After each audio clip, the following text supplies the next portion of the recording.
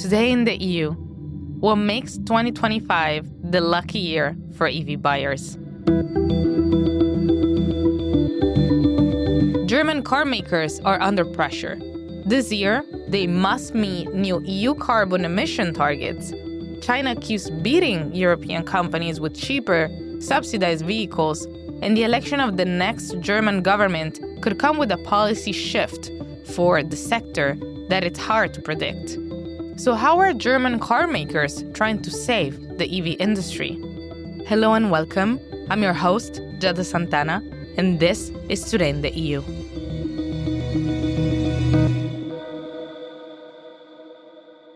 Today, I'm joined in the studio by our energy, environment, and transport reporter, Jasper Steinlein. Hello, Jasper. Welcome to the podcast. Hi, Giada. Nice to be here. So, Jasper, I have a very important question for you. If your active gave you now a budget of 40K to invest on an EV, which one would you choose? I see what you did there. Currently on the market, a 40,000 euro would get me not even a medium segment or medium price EV if I were to buy domestic, to say, like out of the German car makers and the EU car makers respectively. That would not get me a Mercedes. That would not get me a BMW. It would get me a Romanian Dacia, certainly. So I could have this vehicle and I could spend the rest on charging it. That would be nice. I'm not quite sure whether I would be in a position to still buy a Chinese vehicle because there has been tariffs imposed, so to say. But case in point, I guess, is that it's still a lot of money. And this decision that I'm making as we are speaking is what a lot of EU households and German households have been making. And they concluded to not buy an electric vehicle altogether, but opt for a combustion engine car. Well, you say this year is the year of cheap EVs. So you've reported that we're entering a decisive year for the German car industry, which is the largest in the EU, and for the market of EVs more specifically. Why have industries vested so much hope into 2025? It's a crucial year. It's crunch time, so to say, for the industry, mostly because the past year, 2024, our German car industry and automotive industry as a whole was in turmoil. Several companies have announced that they might need to lay off people in the hundreds, even in the thousands. Right. So I remember Volkswagen, for instance. That's right. They got their Christmas miracle, so to say, of an avoidance of people being laid off. Nobody had to be laid off. Ultimately, they can just phase out staff and never renew their contracts. But this is not the be-all, end-all, and this is not the silver bullet here, unfortunately, because what our car industry has been lacking is cheap energy prices, lack of skilled workers, but more so, they haven't been doing great on their usual target markets, which is the US, China, and also within Europe. And so how does this make it a good year to buy a car? Tell us more. It could be a good year if you want to buy a new car. So as a customer specifically, that goes to say, if you're a customer interested in electromobility, you don't want to buy a new combustion engine, then it's pretty safe to bet that you could make yourself a bargain here because mostly the car makers have already adjusted to shifting their production lines towards electromobility. But still, their car models are still a bit north of the medium price segment. And so most people have, in the general recession and in the general doomy and gloomy spirit of the economy, been pushing aside their ideas to consider an EV as their personal vehicle. EVs are expensive. They still are. So some of them have announced that they want to come out with a mid-price model.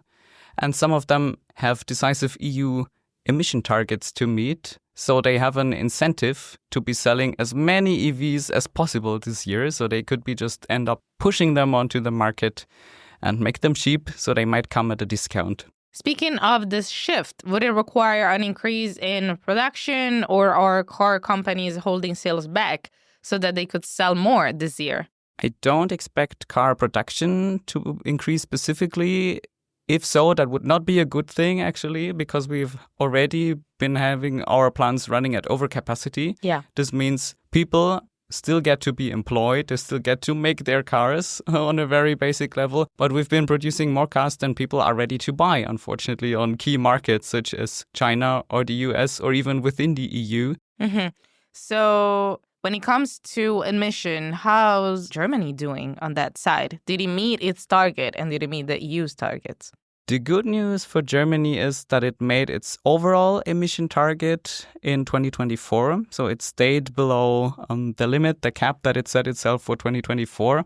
However, it still failed to comply with the EU effort sharing in two key sectors, which is housing and also transport. And you're just coming out of the Auto Salon here in Brussels. Thank you, Sigrid.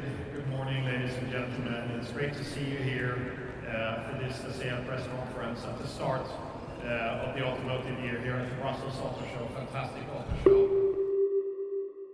Did you talk to any car makers there? Yes, I did. I hope to learn some new talking points and ideas of Ola Kalenius, who is the CEO of Mercedes-Benz, so one of the three key players in the German automotive market.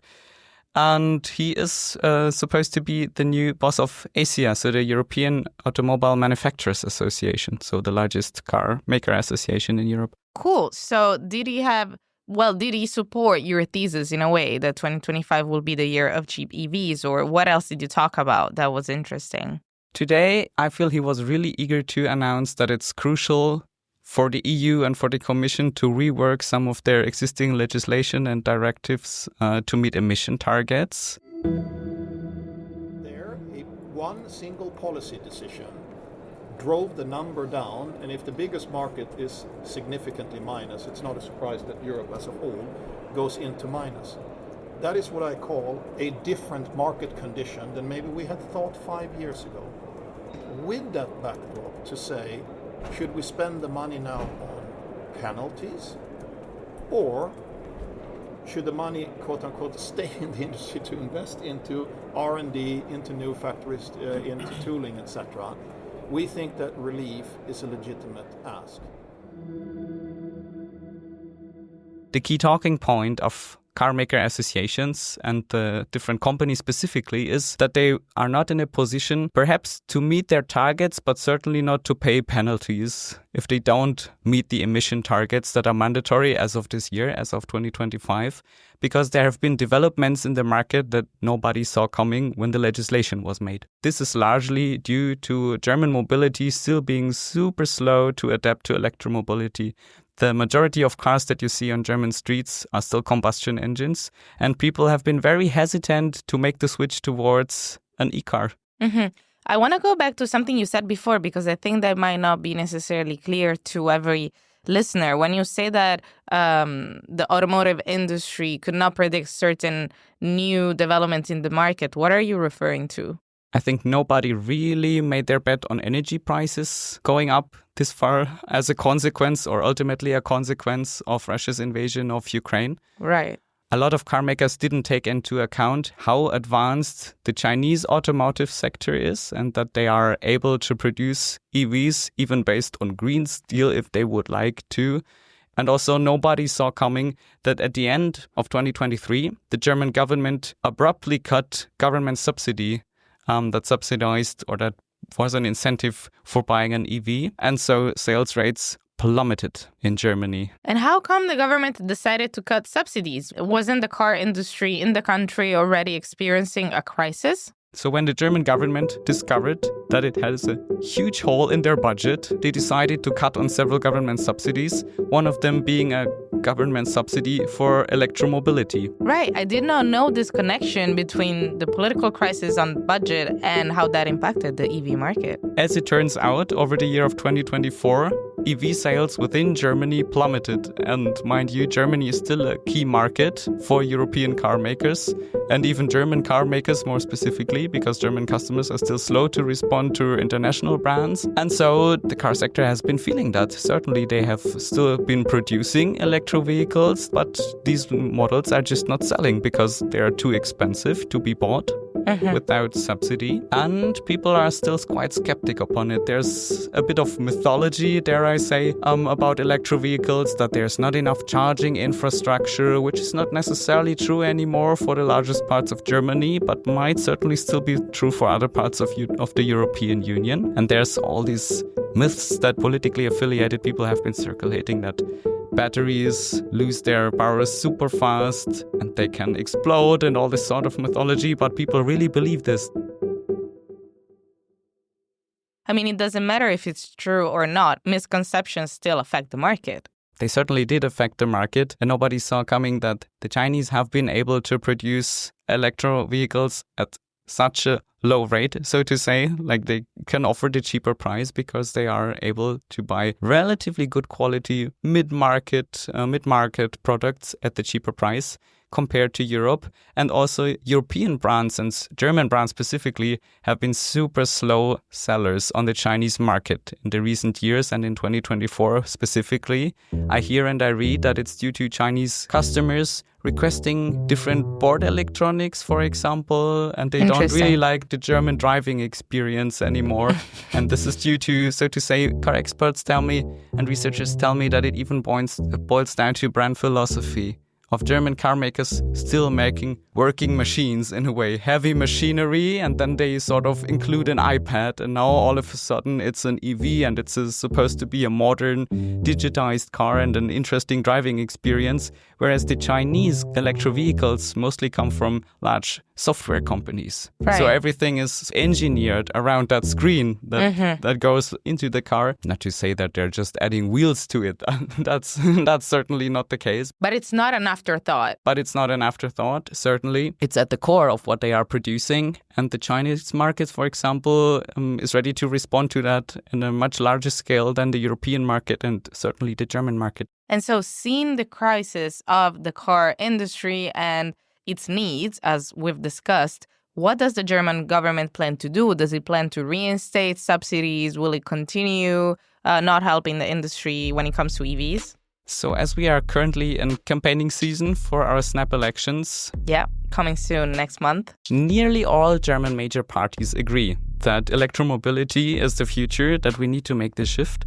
They also agree that electromobility needs to be subsidized and or incentivized, but they have different recipes on how to make it happen. So what do different parties suggest? So the Social Democrats of our Chancellor outgoing Olaf Scholz, and perhaps our future Chancellor, as we have snap elections coming up in roughly a month, they are suggesting that there should be tax advantages and this way subsidize the purchase of a new EV. Olaf Scholz has also written a letter to Ursula von der Leyen, President of the EU Commission, to ask not only for a rework of the car emission targets, but also for a European level incentive to increase demand for electro vehicles. The recipe of the German conservatives is that there should be tech neutrality at all costs. So EVs and specifically charging infrastructure should be increased, but at the same time, the combustion engine should not be put at a disadvantage, and the market is going to decide. And then we have left and more right-leaning populist parties that have incentivized a leasing model. So the idea is to essentially copy the French leasing model. And how does that work? One of the ideas that has been launched specifically by German MEP Peter Liese was essentially to make electromobility available to lower income households, because buying an electro vehicle still sets you back about 40,000 euros for the purchase alone if you want to buy a domestic brand or a German brand, which is just not affordable for a 3 or 4 person household in the current situation. So a leasing model could be the way to go. Another idea that has been floated by the Greens, and specifically our economic ministry, would be to incentivize charging. So everybody would receive €1,000 of credit after the purchase of an EV, and they can spend it on charging infrastructure. And this way they could be eased into using the public charging infrastructure, and it would be a way to combat the myths that have been circulated about electromobility and charging infrastructure being insufficient and it being more expensive than combustion engines. Yeah. And some of our populist parties have been trying to capitalize on the matter, should I say, and have suggested that the leasing model or the monthly leasing rate should come at the same rate as a Deutschland ticket. So a public transport ticket that is valid for public transport all over Germany. And how expensive is that now? That is currently €59 a month. Okay, not too bad. Moving beyond what's happening in Germany and what Berlin is discussing and getting into the broader European context, developing the EV sector is also one of the EU's leading economic policies. It touches on competitiveness and the environment. The Commission was supposed to kickstart a strategic dialogue this month on the future of the automotive industry. What's this dialogue about? And when can we expect it also? I am not sure I have many news on this just yet because experts of the matter, that means heads of many car associations and also brand leaders tell me that they haven't even received their invitations just yet. Oh. Mostly due to Ursula von der Leyen still being incapacitated. And I understand that it's really going to be handled by the boss, by the president of the EU Commission. So she's apparently made it very clear that she wants to participate in person, at least for the kickoff. So there isn't a fixed date just yet when it's supposed to start. Car makers have certainly been pushing for the 2025 and future targets of emissions to be reworked or even abolished. The ideas of what could be reworked, and here they differ between different car makers, as some of them apparently have it easier to align with them and it's more difficult for others. If that is any indicator, there has been a written answer by EU Net Zero Commissioner Wopke Hoekstra last week, where he said that many car makers already are well on track to meet these targets. So the EU does not have a huge necessity to rework it or to abolish it altogether. So maybe there's a way to negotiate between the parts that the penalties could be avoided, because penalties would set them back further in terms of eating up their revenue and the money that is being spent on penalties. So the car makers say, cannot be spent on innovation, cannot be spent on sales, cannot be spent on marketing, cannot be spent on actually meeting the climate goals and bringing down emissions. Thank you, Jasper. Thanks you, Giada, for having me. This was Euractiv's podcast, Today in the EU. Sound design by Miriam Sáenz de Tejada, research and production by Charles Cohen. Visit Euractiv to stay on top of the latest news and sign up for our newsletters. You can find us on Spotify, Apple Podcasts, and your favorite streaming platforms. Don't forget to subscribe and give us a review. It will really help us spread the word about our work. See you tomorrow. As part of our commitment to accuracy, inclusion, and transparency, Euractiv is part of the Trust Project.